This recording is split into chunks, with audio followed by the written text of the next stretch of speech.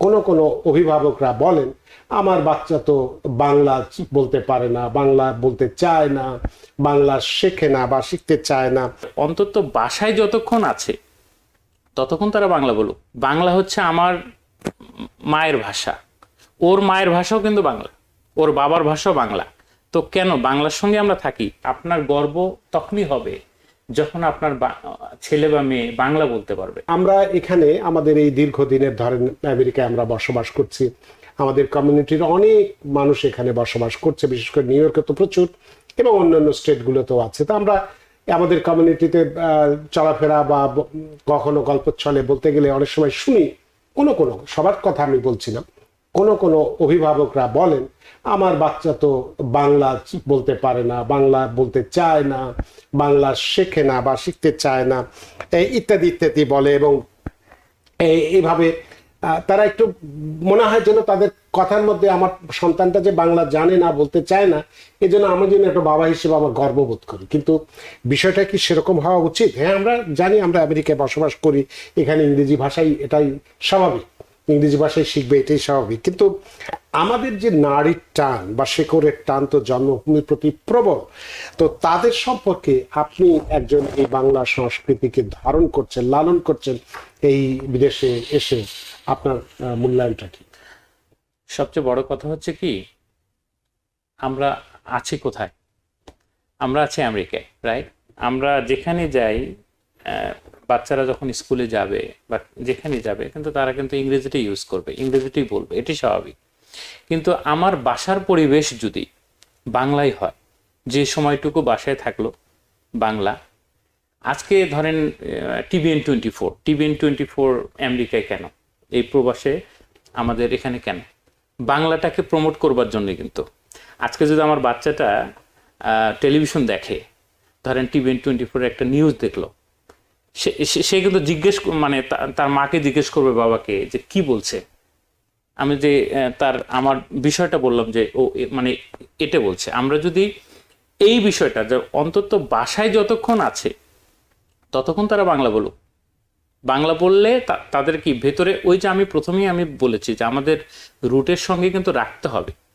বাংলা হচ্ছে আমার মায়ের ভাষা, ওর মায়ের ভাষাও কিন্তু বাংলা, ওর বাবার ভাষাও বাংলা। তো কেন বাংলার সঙ্গে আমরা থাকি? ইংরেজি তো আমাকে বলতেই হবে এখানে। তো এই জিনিসটা আসলে এখানে প্রাউড করার কিছু নাই যে শুধুমাত্র ইংরেজি বলে না। বাংলাটা যে যার বাচ্চা, আমি অনেক অনেক বাচ্চা দেখি এখানে বাংলা সুন্দর বলে, এবং আমি সেই সমস্ত বাবা মাদেরকে স্যালুট জানাই যে তারা কিন্তু এটাকে ধরে ধরে রেখেছে। এখানে অনেক বাংলা শিক্ষার স্কুল আছে, অনেক বাংলা গান শেখানোর স্কুল আছে, সেখানে যে দিচ্ছে, মানে একটা পরিবেশ তৈরি হচ্ছে। আজকে আমি আমার একটা ছোট অভিজ্ঞতার কথা বলি। আমি যখন বিভিন্ন স্টেটে যাই, স্টেটে গিয়ে আমি কি দেখি, যখন আমি গান করি তখন কিন্তু আমি আমার দেশের গান করছি, আমার মাটির গান করছি।